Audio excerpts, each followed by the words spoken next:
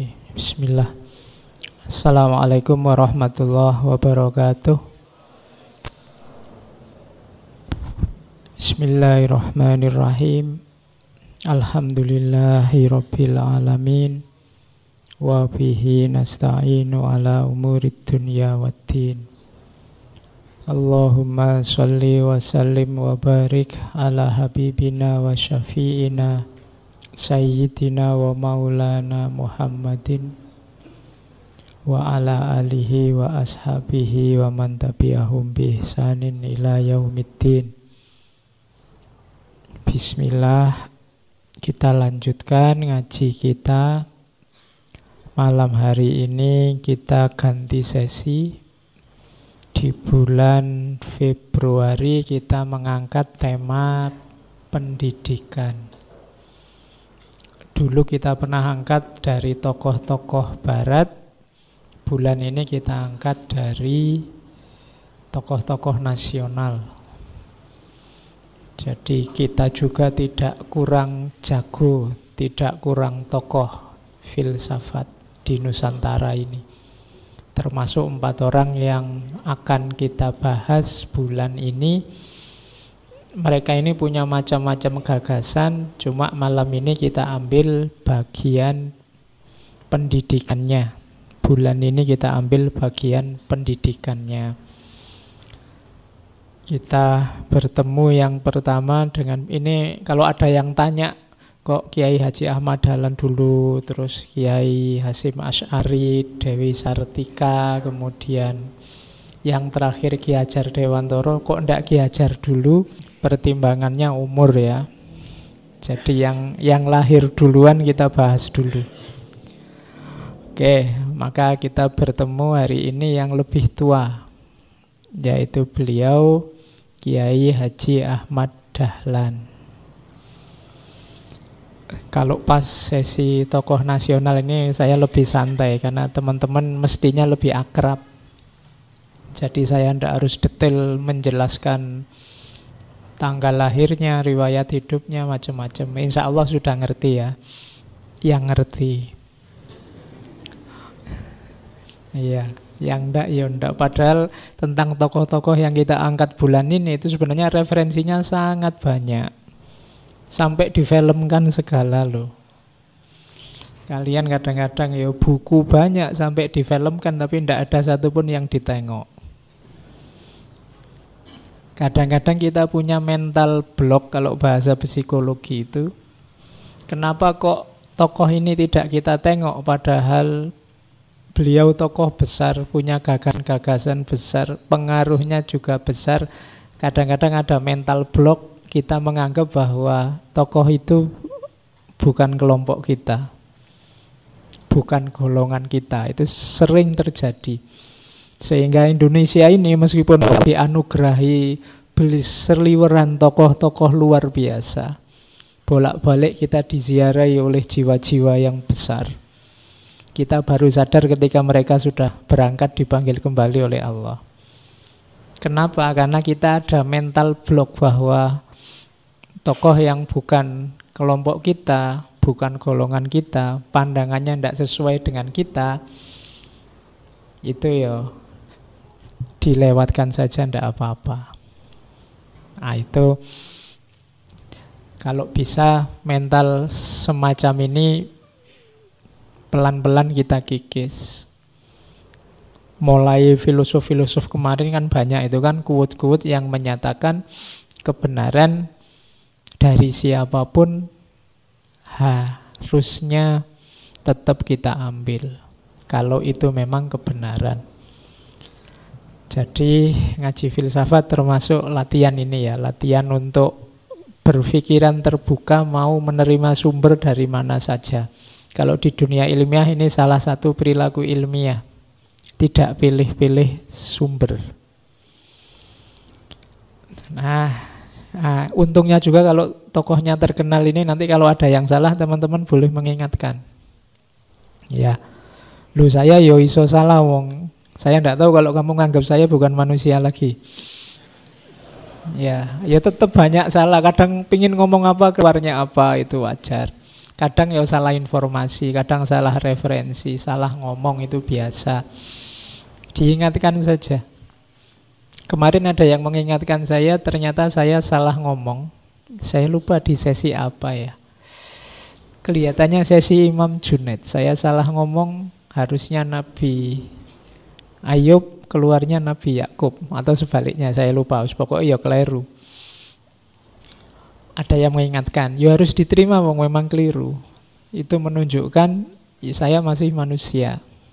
Nah, jadi alhamdulillah, kalau kamu ada orang, tokoh siapapun, ustadzmu atau idolamu siapapun salah, kok terus kamu marah-marah, berarti kamu tidak nganggap dia manusia. Biasa orang salah itu. Diingatkan saja. Yang masalah itu kalau salah diingatkan tidak mau, itu masalah. Jadi kalau manusia ya wajar kalau dia salah. Ya monggo, kalau ada yang salah saya diingatkan saja. Saya tidak tahu kamu komentar apa, aku tidak pernah buka YouTube, tidak pernah Instagraman, tidak ada Twitter. Adanya satu-satunya Facebook, itu pun tidak pernah posting. Paling kamu cuma nempel terus ning wallku, ning aku ya tidak komentar. Jadi kalau ada channel apapun, akun apapun pakai nama saya, kemungkinan besar bukan saya. Saya punyanya cuma Facebook itu. Tapi ya enggak apa-apa. Yang disebarkan kan baik-baik, yang manfaat-manfaat. Pakai nama saya enggak apa-apa. Atau kamu ambil slide-slide ini untuk kamu ngajar lagi di mana, kamu ganti namanya dengan namamu, enggak apa-apa. Iya. Nanti daripada kamu merasa berdosa karena ngambil tanpa izin, pokoknya saya deklarasi ndak apa-apa. Kamu ndak usah takut, ndak usah minder, ndak usah merasa berdosa, wis ndak apa-apa. Ambil saja kalau menurutmu manfaat kamu. Wong saya juga ngambil dari referensi yang lain. Berarti hak ciptanya juga bukan saya. Aku cuma ngompilasi, ngambil beberapa yang bisa saya jelaskan. Jadi silahkan bebas saja. Ada beberapa yang WA saya, Pak minta izin ya, saya share minta izin. Ya wis ndak apa-apa, share lah. Kamu ndak minta izin juga saya izinkan. Asal yang baik-baik ya, jangan dipolitisi, jangan dibuat ngadu domba orang. Diambil yang baiknya saja. Oke, kita mulai. Jadi beliau ini insya Allah teman-teman kenal. Salah satu founding father organisasi keagamaan paling besar dari dua organisasi besar. Jadi yang pertama NU, beliau ini pendiri Muhammadiyah. Teman-teman pasti sudah hafal wajahnya, sudah hafal namanya, beberapa gagasannya berseliweran, buku-buku banyak, novelnya ada, filmnya tadi saya bilang juga ada. Beliau ini dari sisi silsilah masih keturunan ke-12 Maulana Malik Ibrahim. Kemudian 2 kali berguru ke Mekah. Kemudian beliau ini pendidik, wirausahawan, pinter main biola, apalagi yang suka sepak bola, kemudian apalagi, dan lain-lain. Suka touring kemana-mana. Di antara yang unik dari beliau ini, kalau biasanya murid mencari guru, kalau beliau ini suka dakwah sambil jalan-jalan, door to door sambil dagang. Nah, itu khas. Oke. Itu informasi pendek-pendek tentang beliau. Sisanya kalian harus belajar sendiri, harus baca. Malam ini kita langsung to the point, masuk ke gagasan-gagasan beliau tentang pendidikan. Saya awali dari sini. Saya awali dari kegelisahan Kiai Dahlan. Jadi beliau ini melihat situasi umat Islam zaman itu. Ya zaman beliau kita masih dijajah oleh Belanda. Beliau lahir 1868, nanti meninggalnya 1923. Ini kan era ketika kita sedang asik-asiknya dijajah oleh Belanda. Ya, kita kan enjoy, menikmati sekian abad dijajah oleh Belanda. Nah, dari cermatannya Kiai Dahlan, ada beberapa perilaku umat, khususnya umat Islam, yang tidak tepat. Yang pertama sebenarnya tidak cuma di Indonesia yang dijajah itu, hampir seluruh dunia Islam zaman itu sedang dijajah oleh Barat. Dan tahun-tahun itu juga sebenarnya umat Islam ini mulai bangkit. Jadi mulai gerakan-gerakan nasionalisme, kebangkitan itu di era ini. Ini Kiai Dahlan belajar waktu di Mekah, bertemu dengan ajaran-ajaran pembaharu dari Muhammad Abduh, dari Jalaluddin Afghani, dan juga muridnya Abduh, Syekh Rashid Ridho. Dari sini beliau mengerti bahwa umat Islam ini perlu bangkit. Ada sikap-sikap hidup yang keliru di dunia Islam. Gagasan ini beliau bawa meskipun resistennya banyak, karena memang perjuangan yang luar biasa zaman itu. Umat Islam cara hidupnya masih konservatif. Jadi yang pertama itu sebenarnya awal kebangkitan di dunia Islam, tapi sebagian besar umat Islam saat itu teologinya teologi pasrah. Ya memang kalau takdirnya kita, Allah menakdirkan Belanda menjajah Indonesia, ya siapa yang bisa membantah. Itu teologi pasrah, fatalistik. Jadi, nah teologi yang pasrah ini kan teologi yang menyerah dengan dunia nyata. Akhirnya apa? Umat Islam ini seringkali menyelesaikan masalah tidak dihadapi di dunia nyata, tapi dihadapi secara supranatural. Jadi kalau ada apa-apa, ada masalah-masalah, terus solusinya dicari lewat jalur supranatural. Itu nanti yang dikritik, yang terkenal sekali istilahnya takhayul, bid'ah, khurafat. Jadi dari sikap mental yang fatalistik ini kemudian kan terus karena dunia sudah tidak bisa dihadapi secara konkret, larinya ke mistik atau supranatural. Nah, ini yang dikritik oleh Kiai Dahlan. Kalau sikap teologis dan sikap hidupnya begitu, kapan kita bisa bangkit? Kapan kita bisa maju?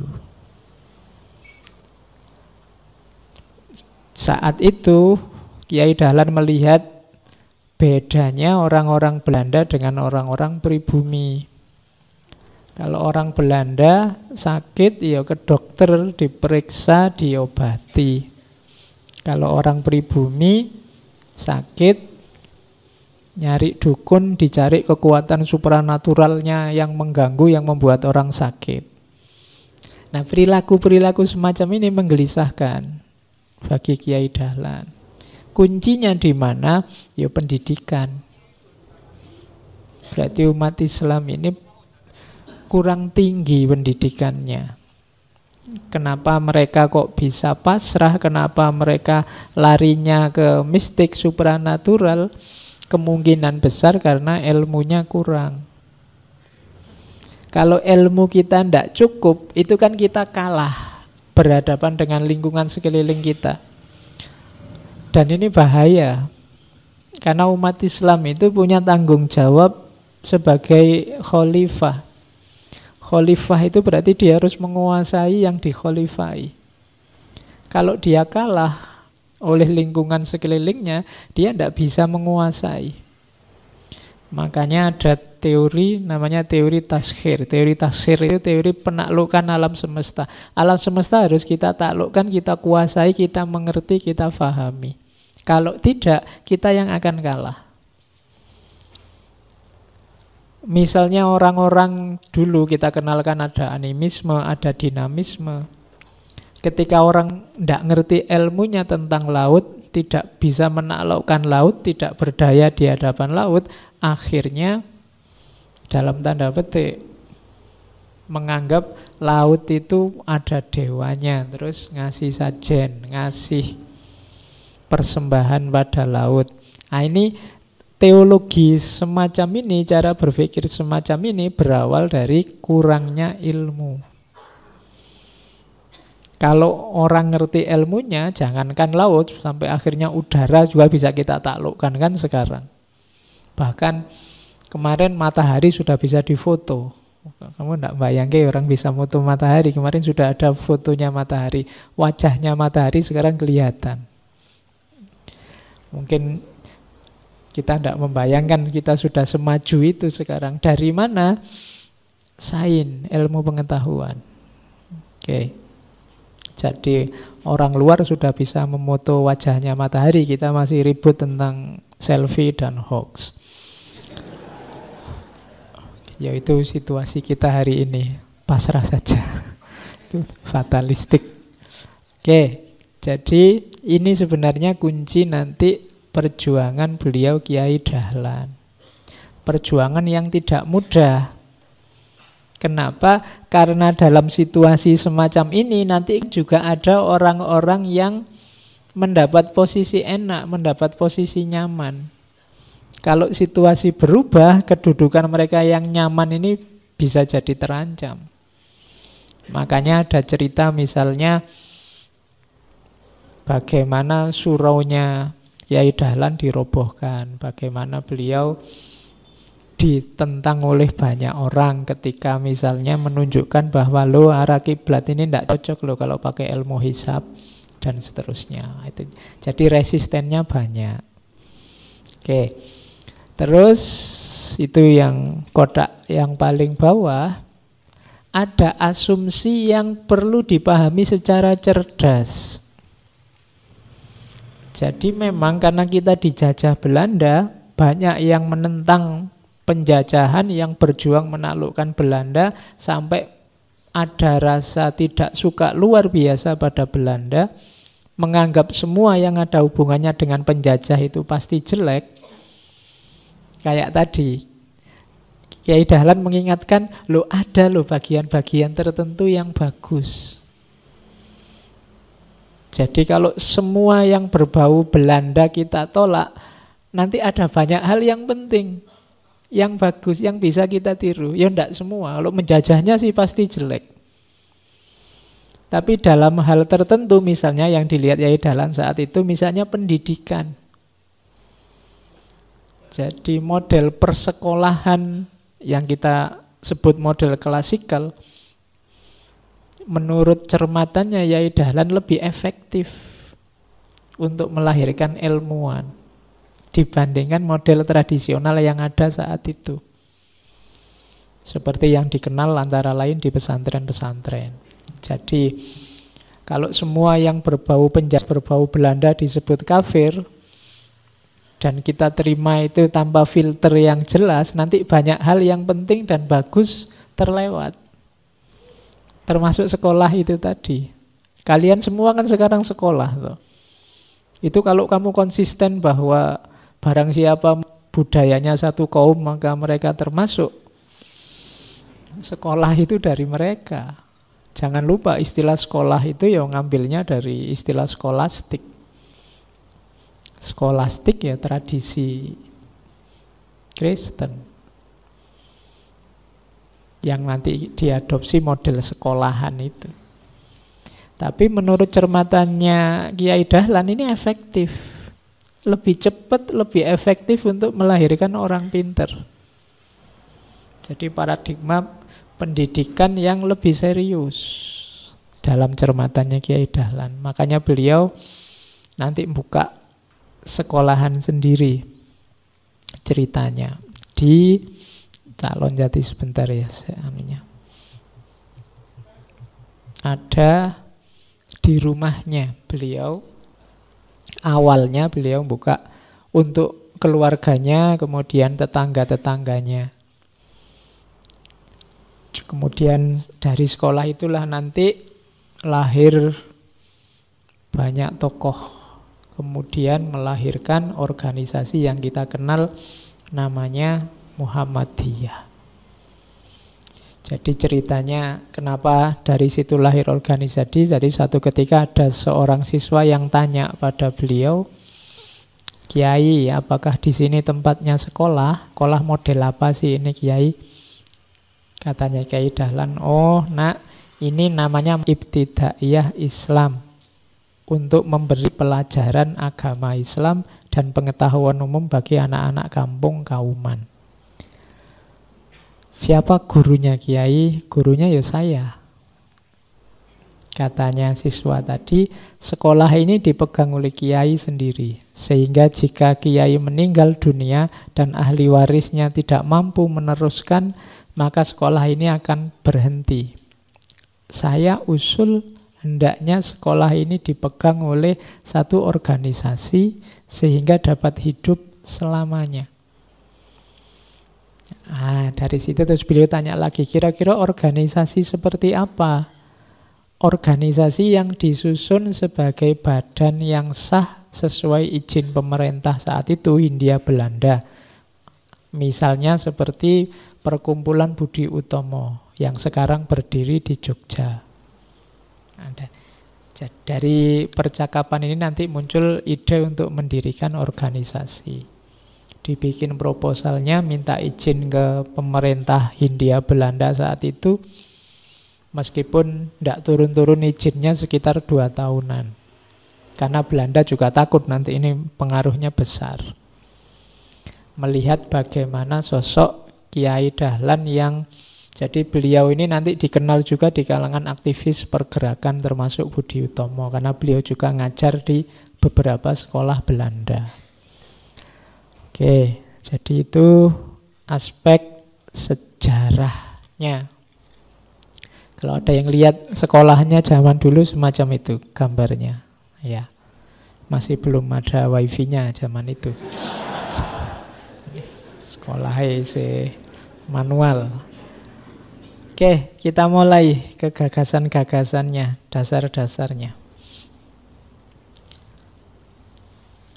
Jadi beliau, Kiai Dahlan ini tidak pernah menulis buku khusus spesifik tentang gagasan-gagasannya, meskipun beliau pernah juga jadi jurnalis di beberapa majalah. Pikiran-pikiran beliau dirangkum, dibukukan, diterbitkan oleh murid-muridnya.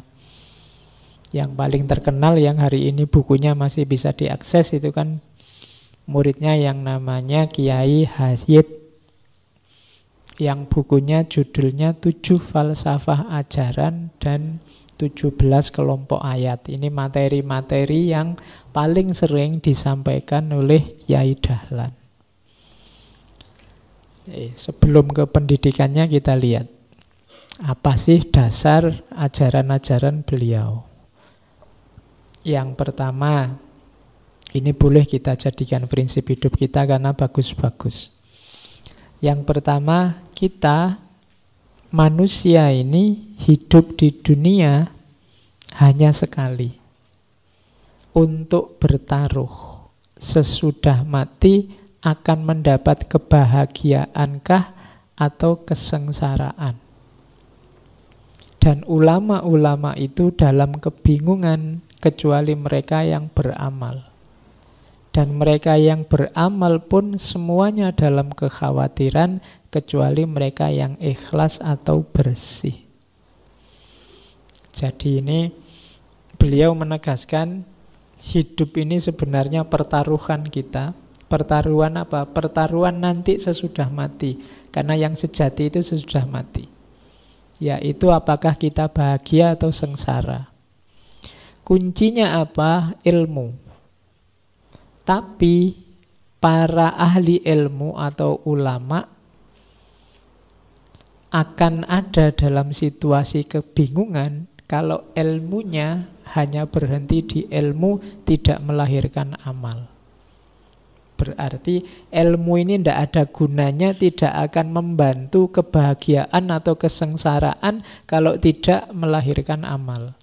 setinggi apapun ilmumu, kalau tidak ada bukti konkretnya, tidak ada implementasi nyatanya, tidak ada gunanya, tidak akan menolongmu nanti di akhirat, tidak akan membawamu pada kebahagiaan.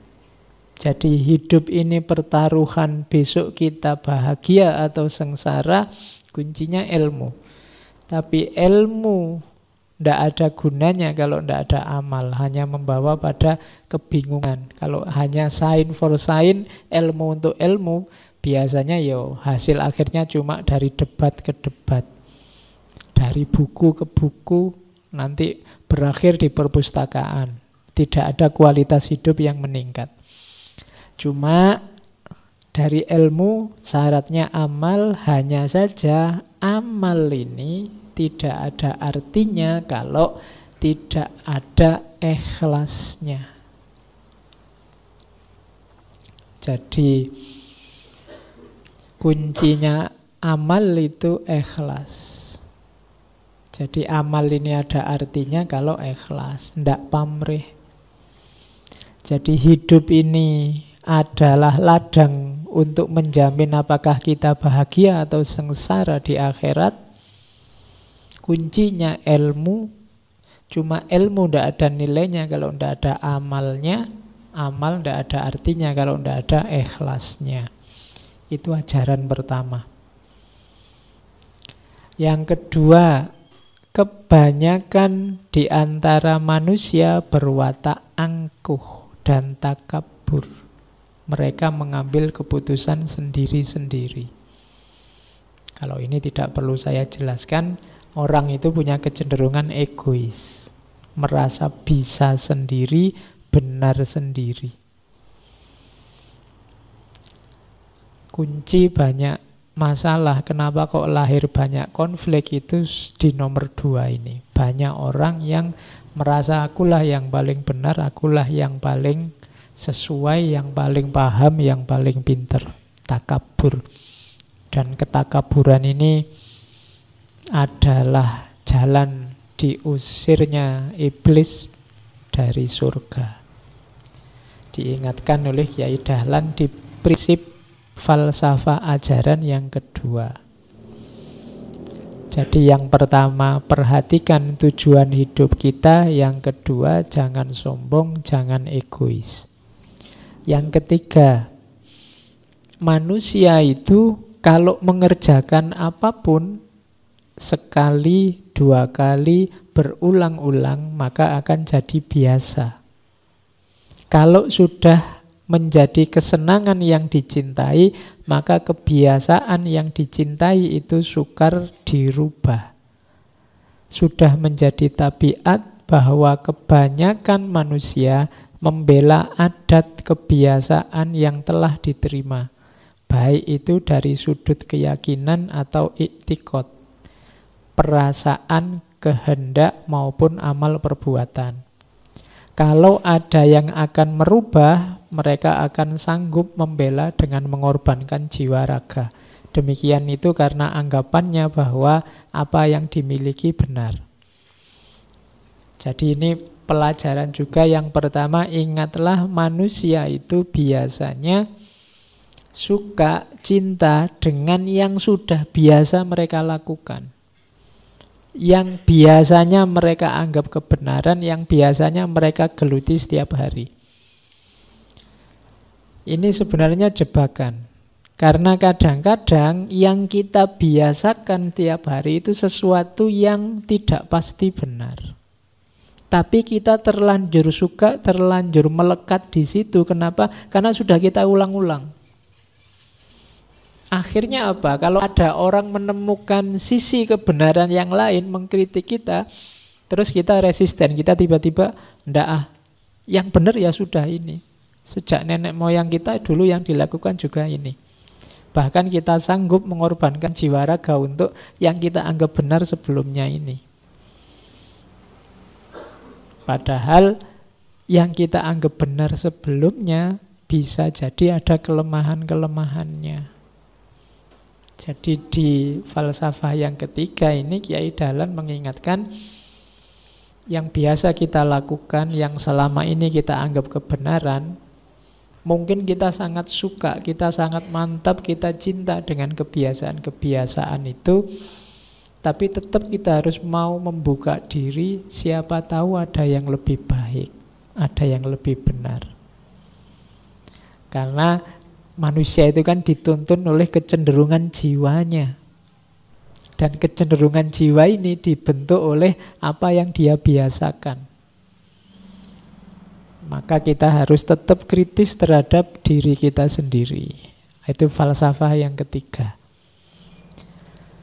Jadi jangan sombong, perhatikan tujuan hidupmu dan perhatikan kebiasaanmu. Terus yang keempat, kalau ini surat Al-Furqan. Adakah engkau menyangka atahsabu anna aksarohum ya'kilun au yasma'un. Ini sebenarnya ayat sebelumnya ngomong tentang ara'aita man ittakhadha ilahahu hawa. Apakah tidakkah engkau melihat orang-orang yang menjadikan hawa nafsunya sebagai Tuhannya? Jadi itu Al-Furqan ayat 43. Jadi tidakkah engkau melihat kita itu sering-sering yang kita pertuhankan adalah hawa nafsu kita, keinginan kita. Jadi secara tidak sadar dalam hidup kita itu sebenarnya hasrat kita yang kita pertuhankan. Tapi ini nggak kelihatan karena dibungkus macam-macam. Makanya terus di ayat selanjutnya, apakah engkau menyangka am tahsabu anna aksarohum yasma'un au ya'kilun. Apakah kau anggap orang-orang yang mempertuhankan hawa nafsu ini orang-orang yang mau belajar, mau berpikir atau mau mendengar? Enggak. Jadi inhum illa kal an'am balhum adallu sabila. Orang-orang ini sebenarnya seperti binatang, bahkan lebih sesat jalannya daripada binatang. Kalau binatang mengikuti nafsunya, keinginannya, wajar, wong binatang tidak ada akalnya, tidak ada budinya. Tapi kalau nafsu, manusia kok mengikuti nafsunya, hasrat keinginannya saja, dia lebih rendah dari binatang. Kenapa? Sama-sama mengikuti hasrat nafsunya, manusia ini punya perangkat untuk tidak begitu. Kalau dia seperti itu berarti dia adallu sabila. Ini katanya Al-Quran loh ya. Jadi kalau ada orang kok nggugu karepe dhewe apa, mempertuhankan keinginannya sendiri, hawa nafsunya sendiri, dia sebenarnya lebih sesat daripada binatang. Oke, itu pedoman yang keempat. Jangan mempertuhankan hasrat nafsumu sendiri. Yang kelima, manusia tidak menuruti, tidak mempedulikan sesuatu yang sudah terang bagi dirinya. Artinya dirinya sendiri, pikirannya sendiri sudah mengatakan itu benar. Tetapi ia tidak mau menuruti kebenaran itu karena takut kepada kesukaran, takut berat, dan macam-macam yang dikhawatirkan. Karena nafsu dan hatinya sudah terlanjur rusak, berpenyakit akhlak, hanyut dan tertarik oleh kebiasaan buruk. Jadi falsafah yang kelima mengajarkan pada kita sebenarnya sebagian besar orang itu sudah tahu mana baik, mana buruk, mana yang harus dia hindari, mana yang harus dia lakukan. Seusia teman-teman yang hadir ini, meskipun masih mahasiswa, masih hitungannya masih muda, itu wis ngerti, ilmumu sudah lengkap tentang baik buruk, yang boleh dilakukan, yang jangan dilakukan. Hanya saja masalahnya ada banyak ketakutan dalam diri kita yang membuat kebaikan-kebaikan, kebenaran-kebenaran yang dalam pengetahuan tidak wujud dalam tindakan. Takut capek, takut sulit, males, apalagi ketakutan-ketakutan ini yang membuat kamu tahu sebenarnya mana baik, mana buruk, mana bagus, mana tidak bagus. Tapi kenapa tidak jalan? Karena itu tadi pertimbangan-pertimbangan yang tidak seharusnya. Saya pingin loh Pak rajin sholat malam, rajin tahajud itu. Tapi nanti kalau saya sholat malam, kalau paginya ngantuk gimana? Paginya kan saya harus kuliah jam 7 lagi. Itu kan mau alasanmu kan, kamu bikin-bikin. Saya pingin sih Pak sebenarnya rajin puasa hari Senin, hari Kamis. Tapi nanti kalau saya makannya tidak teratur, kalau asam lambung gimana? Kamu kan pinter kalau bikin alasan-alasan kayak gitu. Kamu bikin-bikin sendiri ketakutanmu. Oke. Jadi saya itu pingin loh Pak jujur. Tapi kalau saya terlalu jujur nanti jangan-jangan kelihatan cupu atau lugu gitu Pak. Kamu sudah tahu kok sebenarnya mana yang baik, mana yang buruk, tinggal kamu mau atau tidak. Itu falsafah yang kelima. Jangan cari-cari alasan lah, diakui saja, ya Pak saya salah ini Pak. Itu lebih mending daripada kamu cari-cari alasan untuk menjustifikasi absenmu dari kebaikan. Terus yang keenam, kebanyakan pemimpin-pemimpin rakyat belum berani mengorbankan harta benda dan jiwanya untuk berusaha tergolongnya umat manusia dalam kebenaran. Malah pemimpin-pemimpin itu biasanya hanya memperalat manusia yang bodoh dan lemah. Oke, yang nomor 6 ini tidak perlu saya jelaskan, di medsos banyak. Kamu sudah ngerti, nyari contohnya juga banyak. Oke, yang ketujuh, pelajaran terbagi dua. Yang pertama belajar ilmu, yang kedua belajar amal. Semua pelajaran harus dengan cara sedikit demi sedikit, setingkat demi setingkat.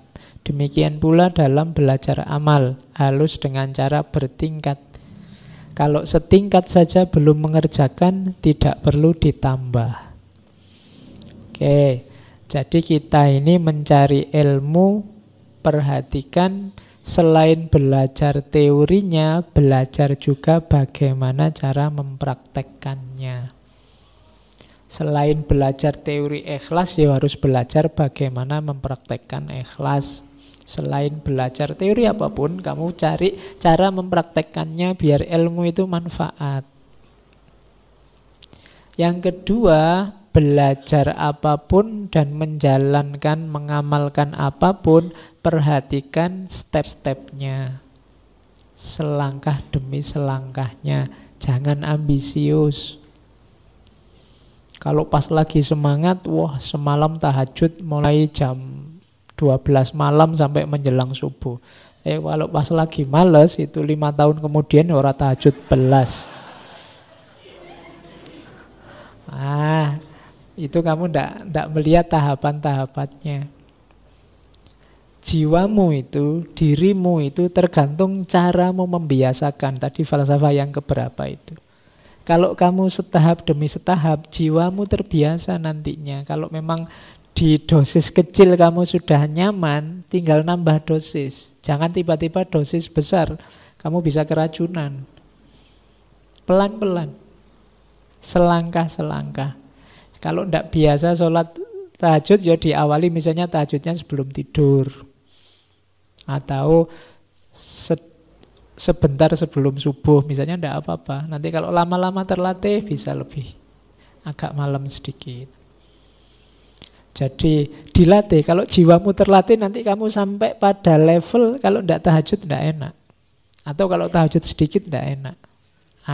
Kenapa? Karena jiwamu sudah terbiasa.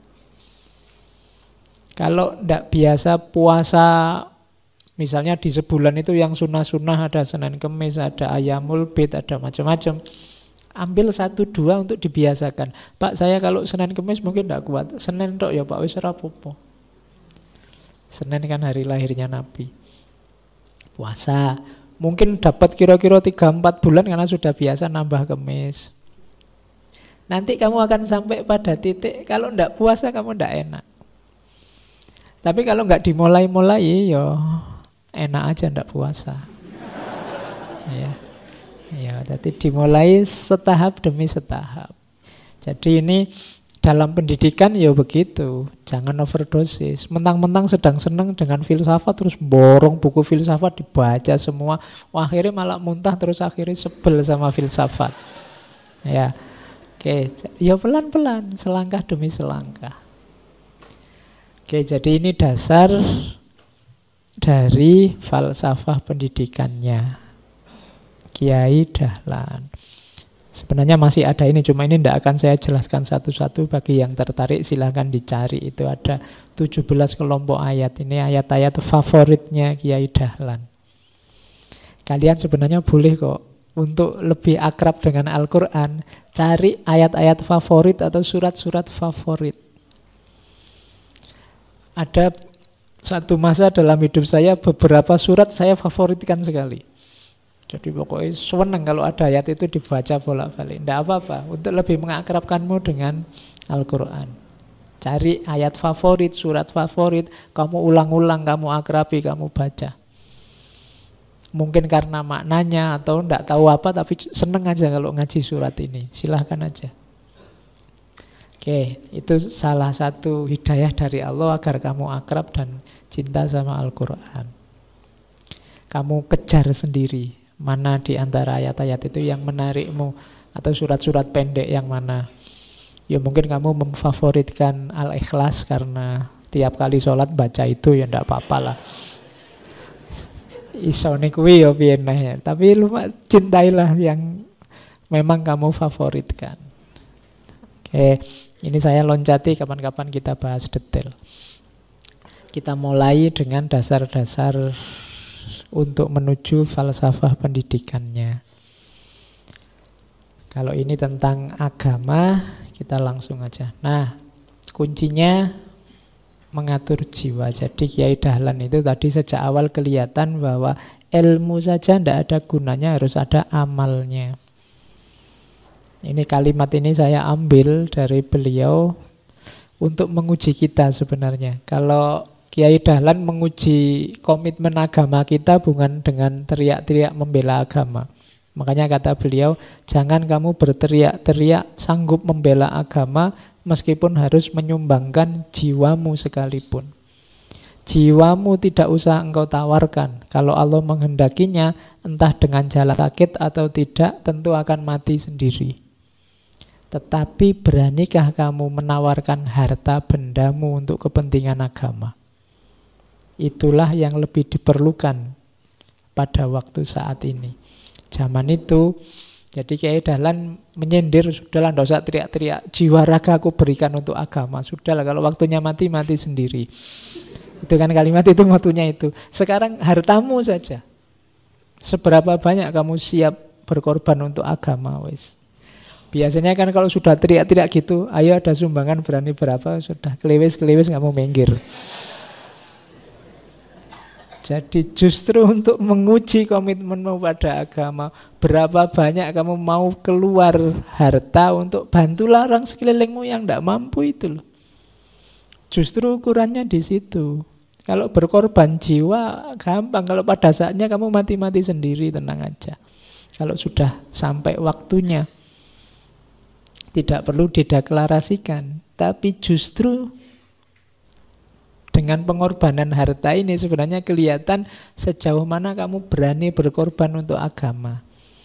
Zaman Nabi, para sahabat kan kalau begitu Nabi ini kita mau perang butuh biaya besar, itu sahabat kan berlomba-lomba, banyak-banyakan sedekah.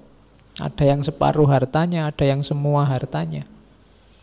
Nah sekarang ini ujian buat kita juga. Jadi Kiai Dahlan nyindir, ayo wes kalau memang siap membela agama, berani ndak semua hartamu atau sebagian hartamu disumbangkan untuk kepentingan agama?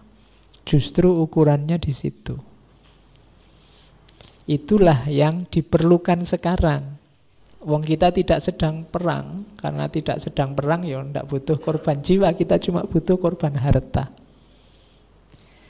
Kalau ini saja tidak, ya berarti perlu dipertanyakan komitmennya. Ini sindiran dari Kiai Dahlan.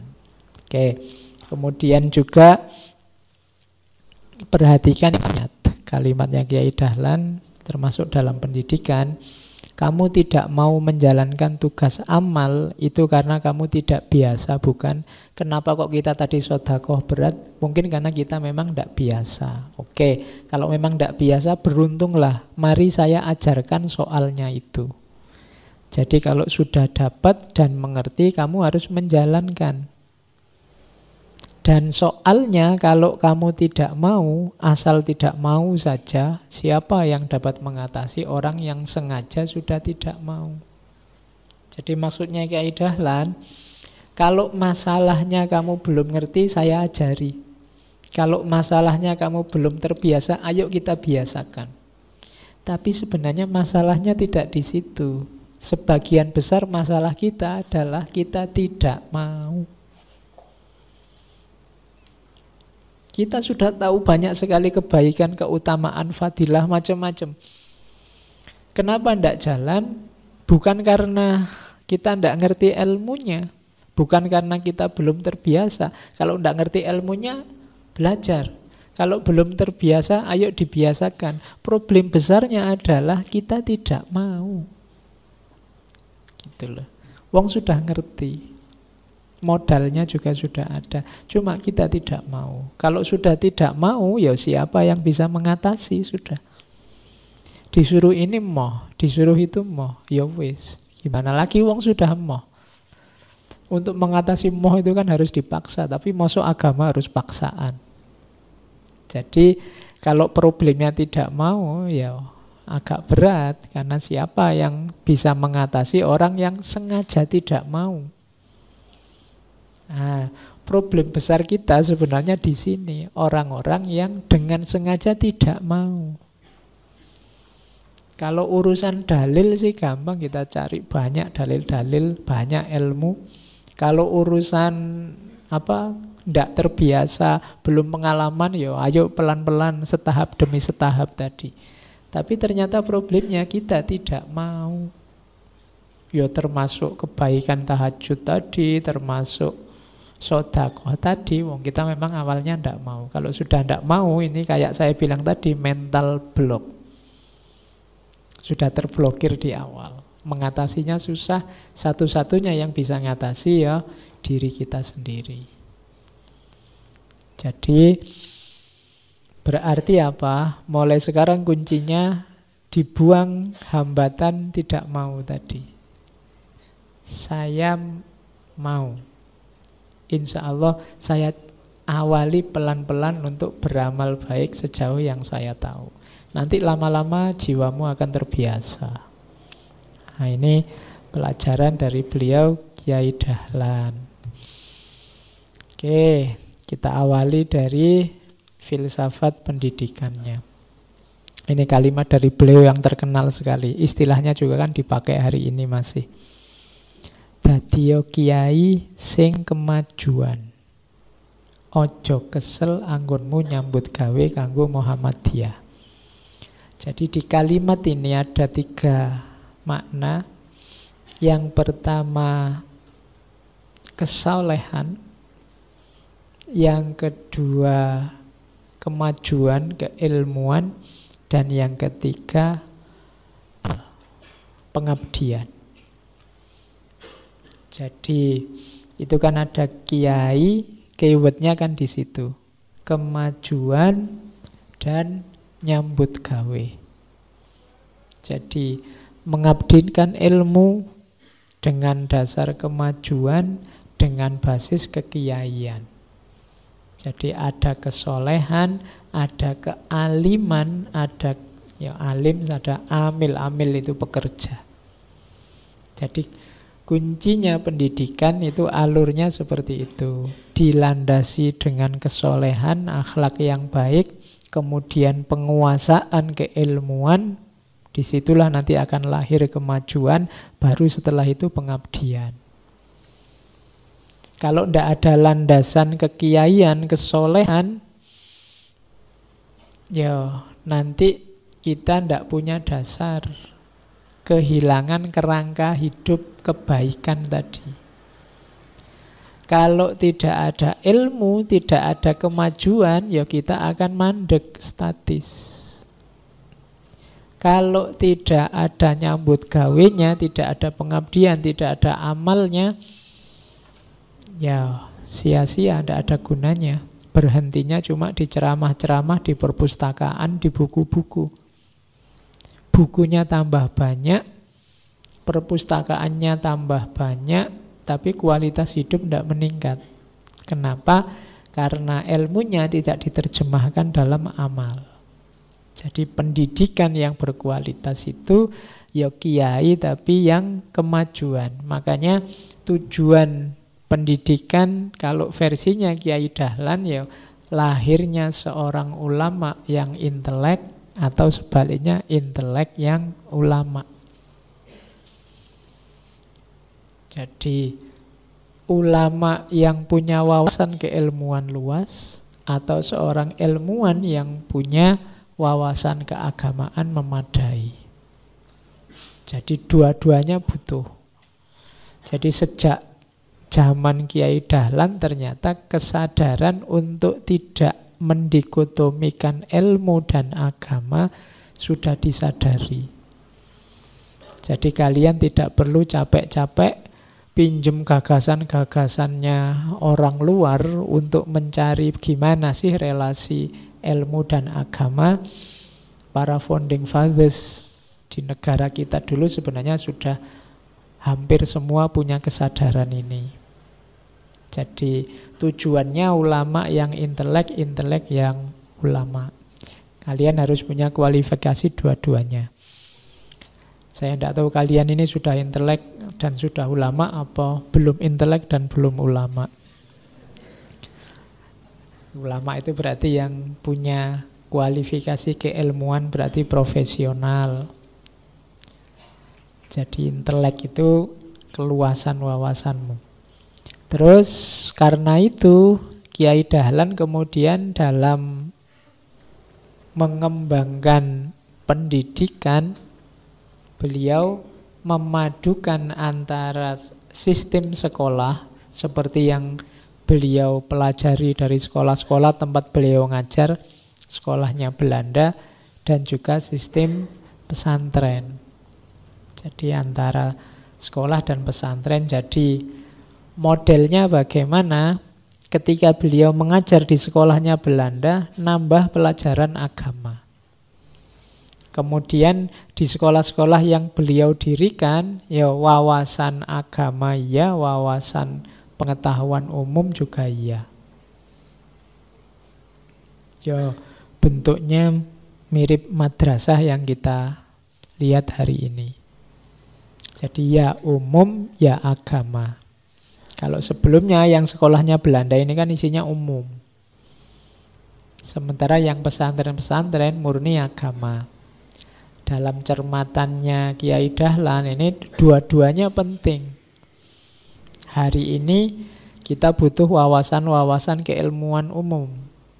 Tapi agama juga jangan ditinggal karena dasar hidup paling fundamental agama. Maka jalannya berarti apa? Ya digabung dua-duanya. Tidak boleh orang sama sekali tidak mengerti ilmu agama atau sama sekali anti pengetahuan umum. Kalau kita tidak menguasai yang umum-umum, kita akan dijajah di situ. Jadi kalau kita tidak menguasai ilmunya seperti saya bilang tadi, kita akan dijajah oleh yang menguasai ilmunya. Kalau kita ketinggalan agama, ya kita kehilangan hal yang fundamental. Kita kehilangan identitas paling asasi dalam kehidupan beragama kita. Maka dua-duanya harus ada. Itulah maka cita-citanya Kiai Dahlan itu pendidikan yang integral, pendidikan yang antara umum dan agama nyambung. Oke, gimana dengan pendidikan untuk perempuan? Yaitu ada cerita yang terkenal sekali, bagaimana dialognya Kiai Dahlan dengan seorang santri putri anak-anak muda perempuan Muhammadiyah. Jadi cara beliau memprovokasi teman-teman perempuan muda ini biar mau sekolah yang tinggi. Kalau ini hubungannya dengan jadi dokter, apakah kamu tidak malu, katanya Kiai Dahlan, kalau auratmu dilihat laki-laki? Nah, anak-anak perempuan ya mesti aja malu. Kalau engkau malu, mengapa jika engkau sakit lalu pergi ke dokter laki-laki? Apalagi ketika hendak melahirkan anak. Wah, bahaya itu. Kalau dokter laki-laki melihat kamu kan malu. Nah, jika engkau benar-benar malu, hendaknya engkau terus belajar dan jadilah dokter sehingga ada dokter perempuan untuk kaum perempuan. Nah, ini kan retorika yang bagus untuk mendorong teman-teman perempuan sekolahlah yang tinggi. Biar tidak tergantung sama laki-laki. Kalau ini kan hubungannya sama dokter ya. Sebenarnya di semua bidang jangan tergantung, mandirilah. Karena tergantung itu ya tidak sehat secara tauhid. Satu-satunya yang boleh kita tergantung kan hanya Allah. Jadi perempuan juga jangan tergantung sama laki-laki, laki-laki juga jangan tergantung sama perempuan.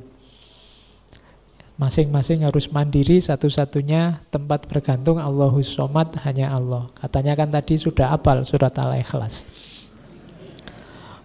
Kenapa kok enggak jalan? Walau dimarahi sama Kiai Dahlan nanti. Katanya hafal, tapi enggak dijalankan. Menjalankan surat Al-Ikhlas itu ya, hidup itu hanya innalillahi wa inna ilaihi roji'un. Kita tidak tergantung pada apapun, pada siapapun, hanya Allah dan menuju Allah.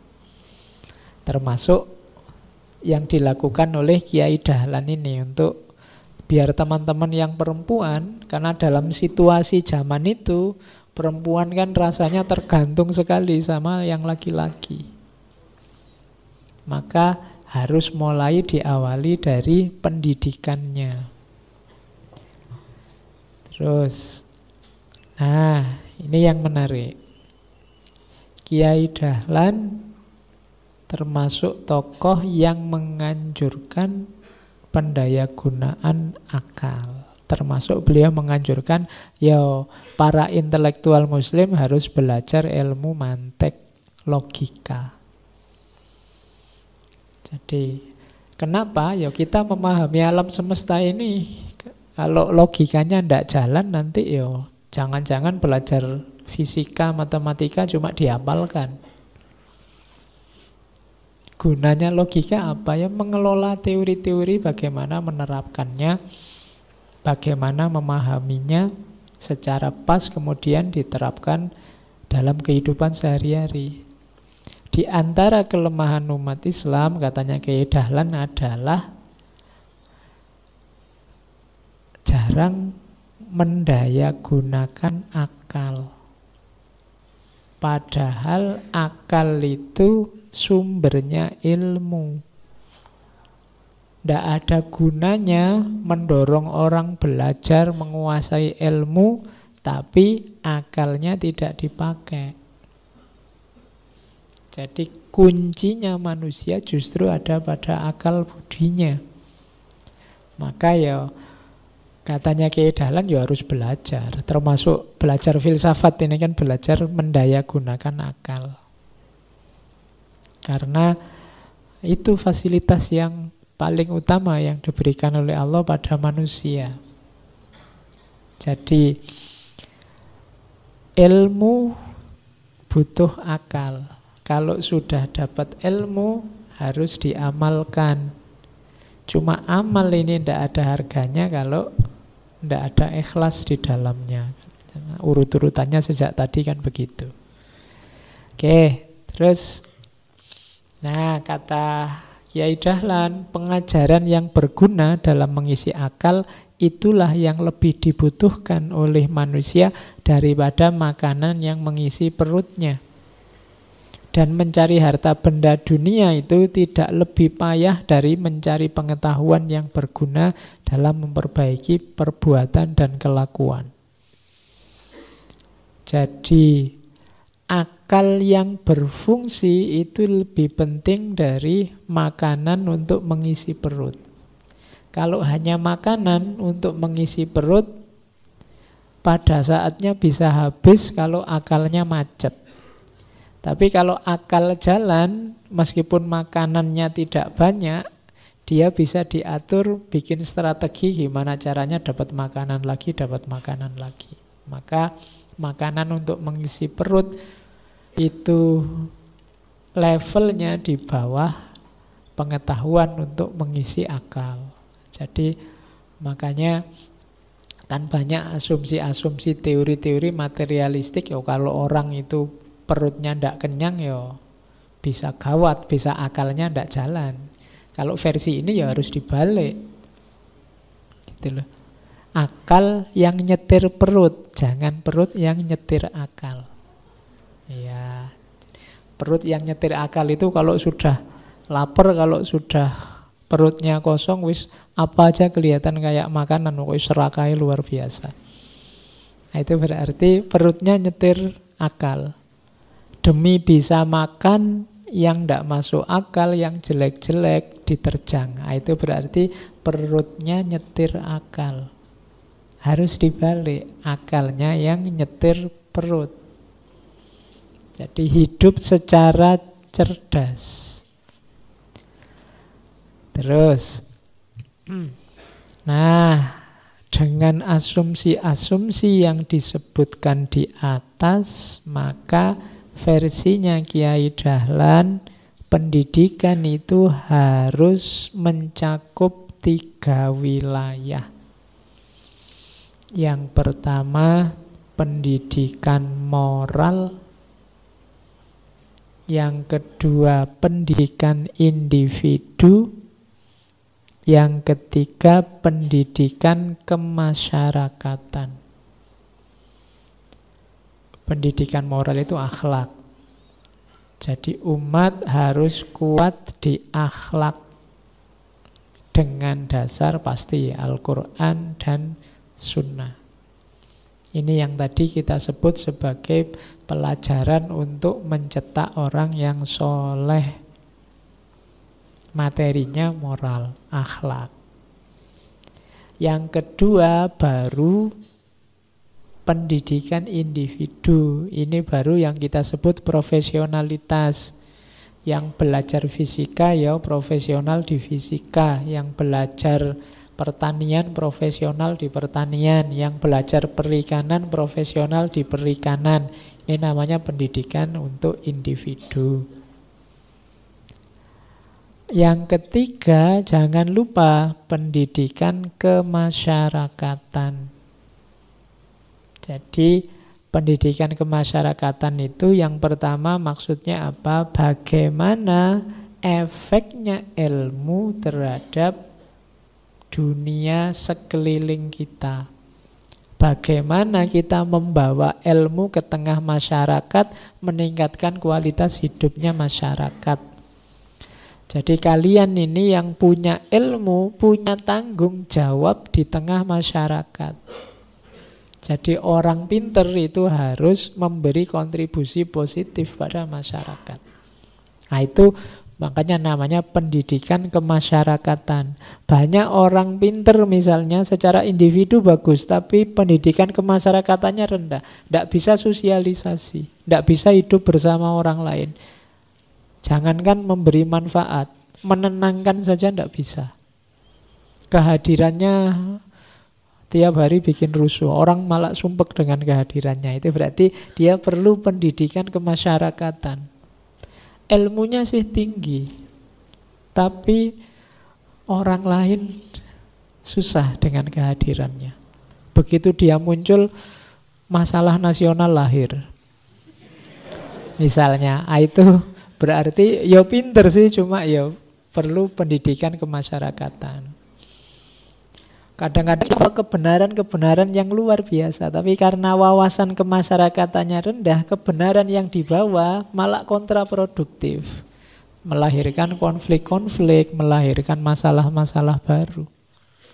Jadi bukan salah ilmunya, tapi salah penerapannya. Kenapa perlu pendidikan kemasyarakatan? Banyak orang dengan ilmunya malah membingungkan masyarakat. Ya sering saya contohkan kayak kalian habis belajar filsafat sudah tamat buku-buku filsafat terus pulang malah bikin orang bingung. Disuruh khotbah Jumat nanti temanya penindasan kaum borjuis pada proletar. Ya puyeng jamaah Jumatnya wong tema santai-santai aja ngantuk kamu pakai tema borjuis dan proletar. Itu kamu butuh pemahaman tentang masyarakatmu, sejauh mana levelnya mereka, kemampuan berpikir mereka, dan di situ kamu masuk. Jadi pendidikan itu materinya ya moral, membentuk akhlakmu, kemudian individual, membangun profesionalitasmu, kemudian kemasyarakatan dalam rangka pengabdianmu. Jadi itulah sebenarnya yang harus kita kuasai hari ini. Meskipun ini diteorikan zaman dulu oleh Kiai Dahlan, sampai hari ini masih relevan. Karena situasi kita mungkin tidak berubah-berubah sejak awal abad 19. Sekarang sudah abad 21 tengah-tengah. Oke, terus. Nah, sekarang caranya. Kalau ilmu pendidikan kan ada metode belajarnya. Yang menonjol dari strategi metode pendidikan dari Kiai Dahlan, yang pertama, beliau kalau ngajar selalu kontekstual. Ini diceritakan oleh sahabatnya, murid beliau, Kiai Haji Mas Mansur. Kata Kiai Mansur, Kiai Dahlan itu gemar sekali mengupas tafsir dan pandai pula tentang itu. Kalau menafsirkan sebuah ayat, beliau selidiki lebih dahulu tiap-tiap perkataan dalam ayat itu satu demi satu. Beliau lihat kekuatan atau perasaan yang terkandung oleh perkataan itu di dalam ayat-ayat yang lain. Barulah beliau sesuaikan dengan keadaan. Hingga keterangan beliau itu hebat dan dalam serta tepat. Jadi di antara strateginya Kiai Dahlan kalau ngajar, selain dia mendalam, dia juga kontekstual. Kontekstual itu setelah menjelaskan detail ilmunya, kemudian dijelaskan juga relevansinya dengan kehidupan hari ini. Jadi hubungannya apa dengan situasi hari ini, itu namanya kontekstual. Misalnya ada cerita yang paling terkenal itu kan tentang surat Al-Ma'un. Nah, itu kan tentang pendusta agama yang tidak menyantuni fakir miskin, menghardi anak yatim, macam-macam. Nah, ini kan terus dicari konteksnya hari ini yang mana. Wal asri kan tadi di antara 17 kelompok ayat kan ada surat Al-Asr itu tentang demi waktu, celakalah orang-orang. Kenapa pakai istilah waktu? Bagaimana konteks hari ini sehubungan dengan waktu dan seterusnya. Jadi ini namanya pendidikan kontekstual. Ya termasuk kalian yang sedang belajar filsafat akan lebih mudah kalau teori-teori filsafat itu kadang-kadang kan kalian mau coba buku filsafat itu puyeng. Vertigomu kumat kalau ketemu filsafat. Nah itu cara agak mudah apa? Cari relevansinya dengan kehidupan. Kira-kira kalau hal semacam ini dalam kehidupan kita sekarang itu yang dibidik hidup kita bagian yang mana? Ketika Nietzsche bilang bahwa mental kita itu mental budak, misalnya, kira-kira dalam kehidupan kita sehari-hari contohnya orang yang mentalnya budak itu seperti apa? Itu kalian akan lebih mudah memahami.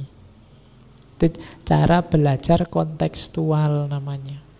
Dan itu dulu dipraktekkan antara lain oleh Kiai Dahlan. Begitu beliau mengupas satu ayat dengan tafsirnya, terus ditunjukkan ayat ini kalau dalam situasi hari ini relevan dengan fenomena A, B, C. Itu orang lebih mudah menangkapnya. Kalian kalau jadi guru juga antara lain ya harus mampu menjelaskan secara kontekstual.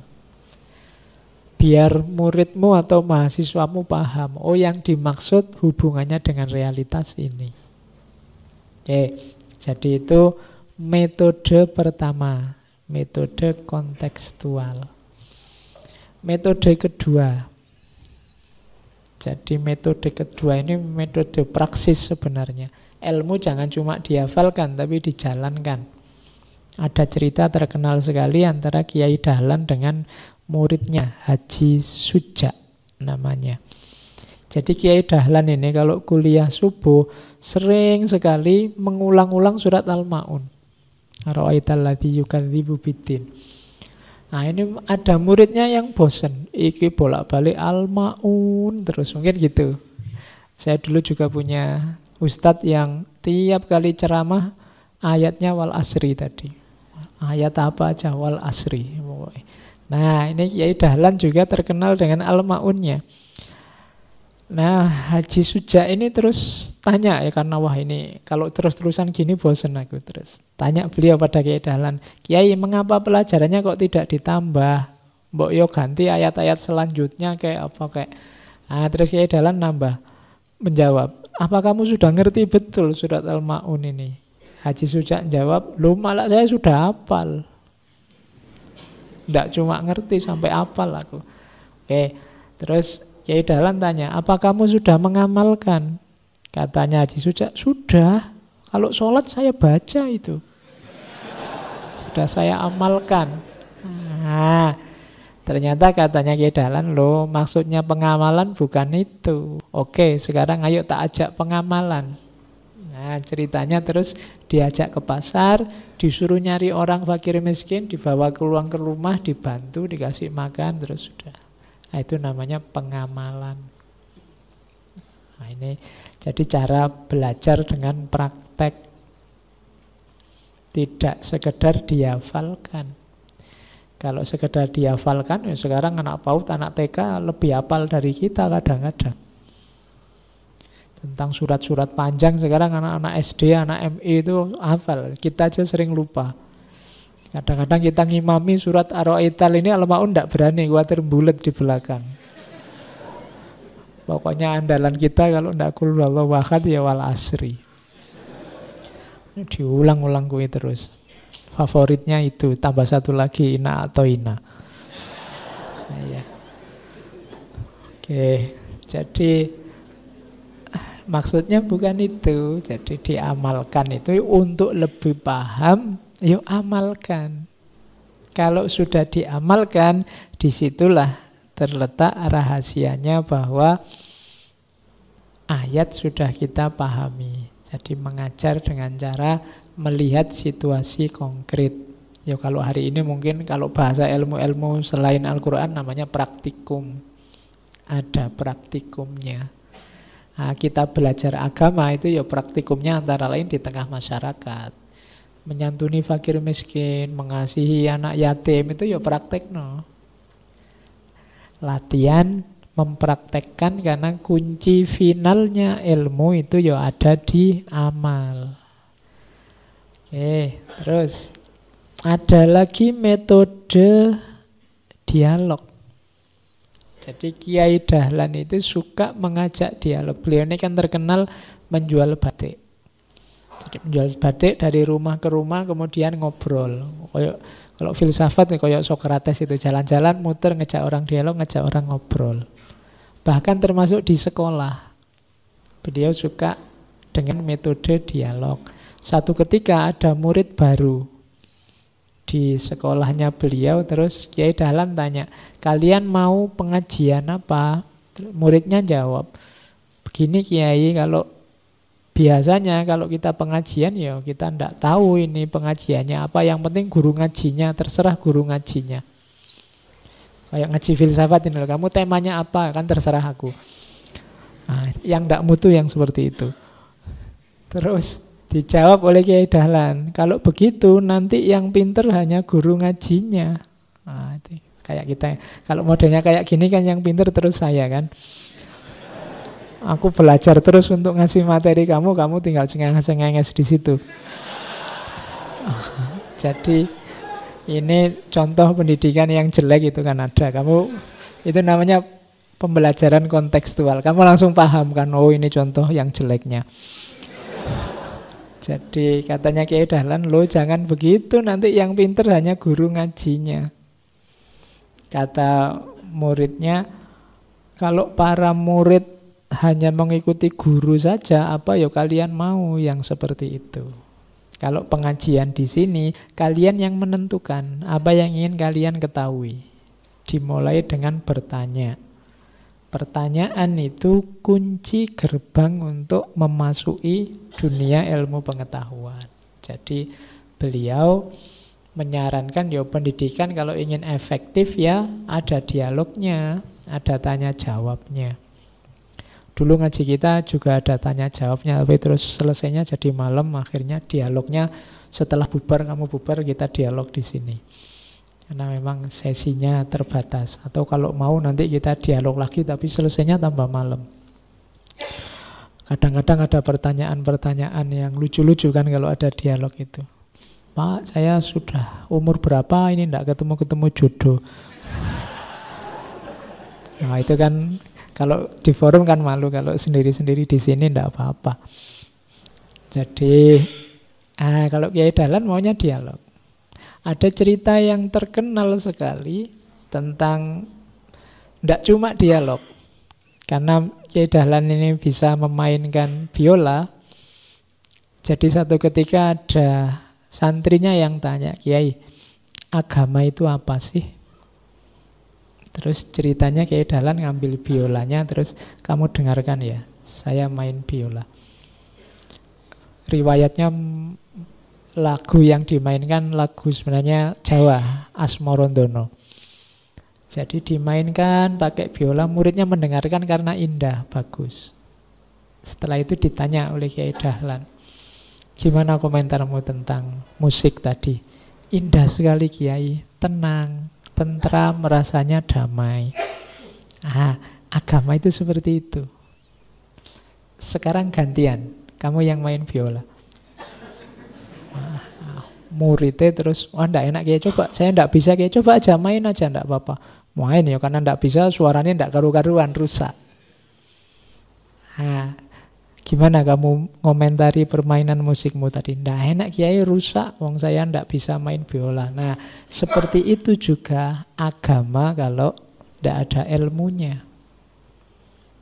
Agama itu kalau ada ilmunya indah, menenteramkan, damai. Tapi kalau tidak ada ilmunya, kamu menggunakannya secara ngawur, malah merusak telingamu. Dia malah mengacaukan. Kenapa? Kamu kurang ilmu. Jadi kamu gunakan tidak sesuai porsi, proporsinya tidak pas, mengacaukan harmoni. Karena kamu tidak pegang ilmunya. Penjelasan model gini kan muridnya langsung paham. Daripada kamu ceramah, ayo dihafalkan. Definisi agama adalah menurut tokoh A ini, menurut tokoh B ini. Tidak nyambung, tapi begitu dijelaskan sederhana kamu langsung menangkap. Oh, seperti itu maksudnya agama. Nah, itu strategi yang digunakan oleh Kiai Dahlan dalam metode mengajarnya. Oke, selanjutnya perhatikan dalam proses belajar mengajar sikap mentalnya. Etos seorang guru dan etosnya murid. Guru dasar etosnya adalah kesediaan untuk memberikan ilmu dan teladan yang baik. Ini etos sudah. Guru tidak boleh, eman-eman ini ilmunya penting, disampaikan besok-besok aja, kalau pas muridku ngundang terus bayar mahal baru tak sampaikan. Kalau yang ini enggak, itu berarti dia enggak punya etos seorang guru. Guru itu berikan saja yang terbaik, enggak ada yang disembunyikan. Jadi memberikan ilmu dan teladan yang baik. Jadi di antara tugasnya seorang guru itu tidak sekedar mengajarkan kebenaran, tapi juga meneladankan kebenaran. Etosnya harus ini. Kemudian kalau seorang murid, etosnya dua. Dia terbuka, mau dan siap belajar. Murid tidak boleh tertutup. Murid tidak boleh datang pada guru membawa kotak yang sudah ada isinya. Jadi murid harus siap terbuka menerima apapun yang diberikan oleh gurunya. Sikap mental dasarnya ini. Karena kalau muridnya sudah membawa macam-macam, ya ilmu gurunya tidak masuk. Bisa jadi nanti gegeran sama gurunya. Jadi kalau sudah memposisikan diri jadi murid, dia harus terbuka dan siap diberi. Kalau memposisikan jadi guru, dia harus siap memberi dan meneladankan. Jadi kalau tidak siap memberi, masih eman-eman, Pak, saya ilmunya mahal ini, kalau buat ngajar gratisan kayak gini ya mending, ya itu berarti kamu tidak bakat jadi guru. Jadi kamu harus siap dengan etos guru kalau memang jadi guru, dan kalau jadi murid siap dengan etos murid. Jangan ada murid yang pingin ngetes guru nih, ini guruku pinter tenan ora, coba tenan. Ya. Jadi harus siap menerima kalau kamu posisinya sebagai seorang murid. Jadi itulah yang diajarkan oleh Kiai Dahlan. Oke. Kalau ini kalimat terkenal sekali, ditulis di papan tulis di kamarnya Kiai Dahlan, tapi dalam bahasa Arab. Tapi ini bahasa Indonesia ya, kalau dalam bahasa Arab nanti kamu vertigomu kumat lagi. Ya, jadi ditaruh di kamar biar beliau bisa anytime membaca. Jadi kalimatnya agak keras karena kepada dirinya sendiri. Wahai Dahlan, sungguh di depanmu pasti kau lihat perkara yang lebih besar, yang menakutkan. Mungkin engkau selamat atau sebaliknya akan tewas.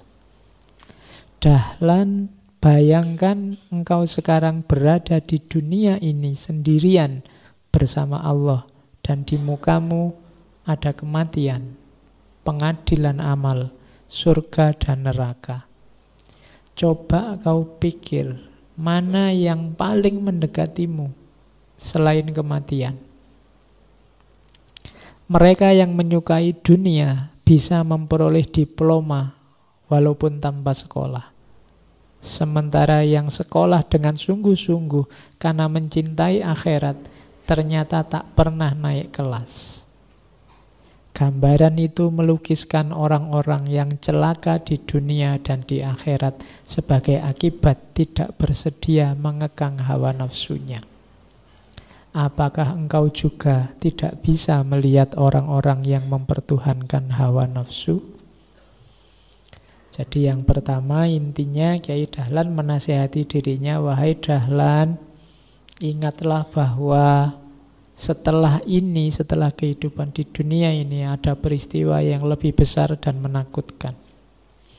Kamu menghadapi kepastian-kepastian, yaitu kematian, pengadilan amal, surga dan neraka. Coba engkau hitung, kira-kira kamu lebih dekat kemana? Lebih dekat ke surga apa dekat ke neraka? Orang-orang yang belajar di dunia akhirnya memperoleh ijazah, naik kelas, lulus. Tapi engkau yang belajar dunia akhirat, belajar karena mencintai akhirat, apa kamu naik kelas juga? Jadi ini menyindir bahwa kalau kalian kuliah kan pada akhirnya lulus dapat ijazah terus wisuda. Berarti apa? Naik kelas, meningkat, purna, selesai. Lah urusan akhiratmu naik kelas enggak? Kamu mulai SMA, SMP, sekarang kuliah, sebentar lagi menikah, kira-kira level akhiratmu naik juga enggak? Dulu dari SMA ke kuliah, agamamu naik juga enggak? Gitu loh. Jadi kalau sekolah bisa naik kelas, ternyata kadang-kadang urusan akhirat tidak pernah naik kelas. Kenapa bisa begitu? Karena tidak bisa mengekang hawa nafsunya. Apakah engkau juga tidak bisa melihat orang-orang yang mempertuhankan hawa nafsu? Nah, ini surat Al-Furqan 4344 tadi. Jadi ini setiap hari Kyai Dahlan melihat tulisan ini di kamarnya, menasehati dirinya. Kamu sudah naik kelas belum? Level akhiratmu sudah lebih tinggi belum? Wong sekolah aja ada naik kelasnya, ada lulusnya, ada wisudanya. Kamu kok ndak naik-naik kelas? Kalau ndak naik kelas di dunia, kamu malunya luar biasa. Kalau ndak naik kelas di akhirat gimana? Lebih bahaya lagi karena dia lebih besar dan lebih menakutkan. Nah, itu waktu Kyai Dahlan menasehati dirinya sendiri. Kalian boleh bikin tulisan seperti Kyai Dahlan itu, sesuaikan dengan situasimu masing-masing, biar ada pengingatnya. Kamarmu ada gambarnya apa? Ada tulisannya apa? Ayo, itu nanti menunjukkan siapa dirimu. Oke, saya tidak tahu kalau anak kos-kosan hari ini kamarnya gambar apa. Itu jangan-jangan dicoret-coret dewe sama itu, ditempeli KHS yang jatuh nilainya. Terus, ini kalimat yang sering sekali disampaikan pada murid-muridnya. Harus bagaimana biar diriku selamat dari api neraka? Beramal apa? Menjauhi dan meninggalkan apa? Karena selamat dari neraka itu lebih didahulukan daripada jalan menuju surga. Terus, nah, ini beberapa quotes terakhir dari Kyai Dahlan.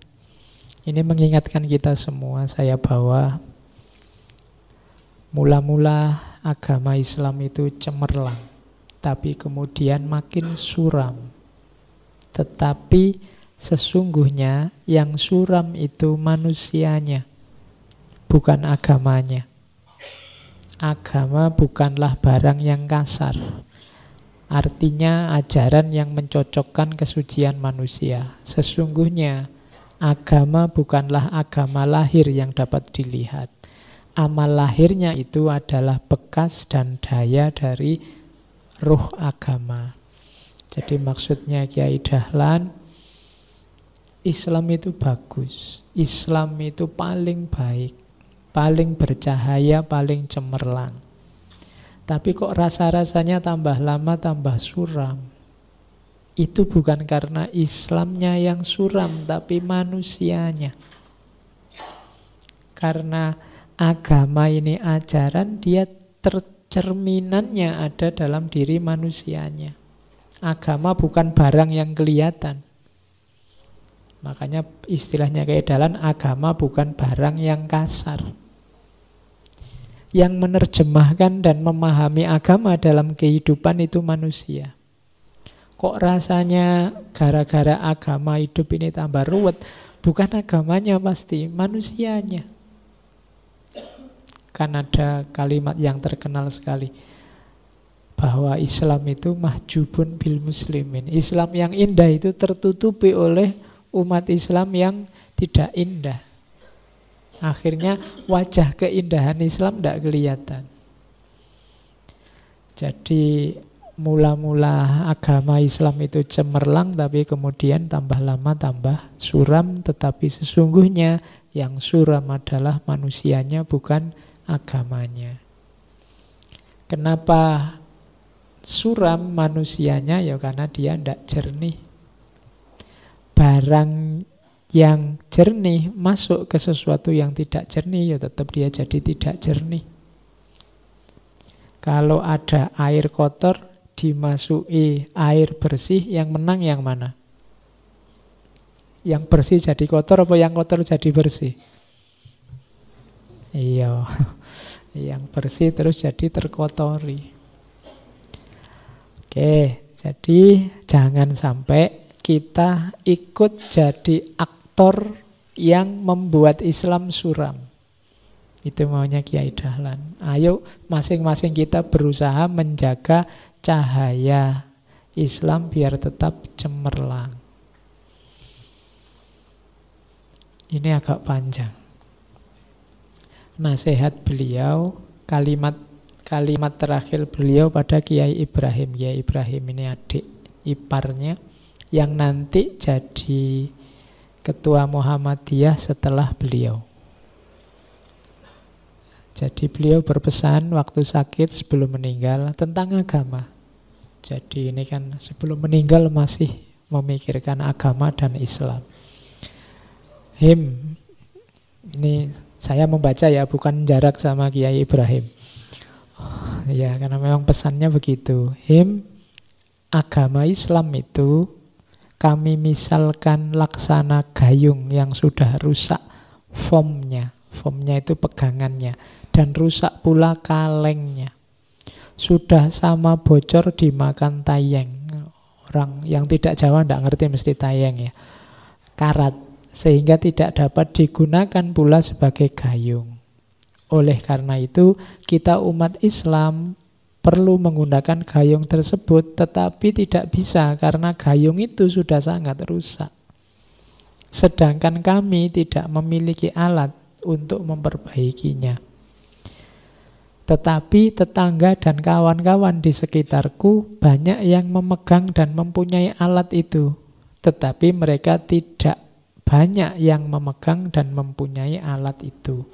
Tetapi mereka tidak tahu bahwa alat yang dipegangnya dapat digunakan untuk memperbaiki gayung yang kita butuhkan. Maka perlulah kamu berani meminjam untuk memperbaikinya. Siapakah tetangga dan kawan-kawan yang ada di sekitarmu itu? Ialah mereka kaum cerdik pandai. Dan mereka orang-orang terpelajar yang mereka itu tidak tahu memahami agama Islam. Padahal mereka itu pada dasarnya merasa dan mengakui bahwa pribadinya Muslim juga. Karena banyak mereka mereka yang memegang itu keturunan kaum Muslim. Malah ada yang keturunan penghulu-penghulu dan kiai-kiai terkemuka. Tetapi karena mereka melihat keadaan umat Islam pada umumnya, keadaan krisis dalam segala-galanya, mereka tidak ingin menjadi umat yang bobrok. Oleh karena itu, dekatilah mereka dengan cara sebaik-baiknya sehingga mereka mengenal kita dan kita mengenal mereka. Sehingga perkenalan kita timbal balik, sama-sama memberi dan sama-sama menerima. Dan ini nasihat pada Kiai Ibrahim. Kalau diibaratkan kesuraman agama tadi seperti gayung, ini seperti gayung yang sudah rusak. Alat memperbaikinya kita tidak punya. Yang punya tetangga-tetangga teman-teman kita. Cuma tetangga dan teman-teman ini tidak tahu kalau mereka punya alat untuk memperbaiki. Siapa tetangga dan teman ini? Ilmuwan, cerdik cendekiawan yang menguasai ilmu sosial, ilmu budaya, ilmu politik. Kuncinya di ilmu, karena kuncinya di ilmu ada di mereka yang kita tidak punya. Maka akrabilah mereka, sadarkan mereka. Mereka ini kebanyakan sebenarnya teman-teman kita, orang-orang kita, dia juga Muslim, keturunan nenek moyang Muslim, ada yang keturunan penghulu, ada keturunan kiai. Cuma karena keadaan umat yang suram, mereka tidak mau ikut-ikutan jadi suram, akhirnya mereka menjauh dari agama. Rangkullah orang-orang ini. Mereka yang punya alat untuk memperbaiki gayung kita yang rusak. Itu tadi antara lain jalannya mempertemukan ilmu umum dan ilmu agama. Yang belajar ilmu umum diberi wawasan tentang agama, yang sudah kuat agamanya diluaskan pengetahuannya dengan ilmu-ilmu umum. Kunci cemerlangnya lagi agama Islam adanya memang di ranah ilmu. Nah, itulah pesan waktu beliau sedang sakit sebelum meninggal. Jadi beliau masih memesan agar umat Islam yang intelektual, umat Islam yang pinter, yang pandai, harus kita rangkul untuk bekerja sama, bersama-sama menjayakan lagi, mencemerlangkan lagi Islam. Oke, ada quote-quote terakhir. Ini silahkan dipahami sendiri kalau ini mudah dipahami. Apa yang bisa membuat orang Islam yang baik juga bisa membuatnya jadi warga negara yang baik. Tidak usah khawatir kalau Pak, saya ini Islam yang Indonesia apa Indonesia yang Islam, tidak usah ruwet-ruwet. Kalau kamu menjalankan ajaran Islam dengan baik, tidak akan nabrak negara. Kamu menjalankan konstitusi negara dengan konsisten juga tidak akan nabrak Islam kok. Dua-duanya kompatibel. Wong yang bikin konstitusi negara juga saudara-saudara kita yang Muslim juga. Jadi apa saja yang bisa membuat orang Islam baik juga bisa membuat kita jadi warga negara yang baik. Oke, karena kebaikan-kebaikan dalam rumusan konstitusi negara dan dalam Islam kan sifatnya universal.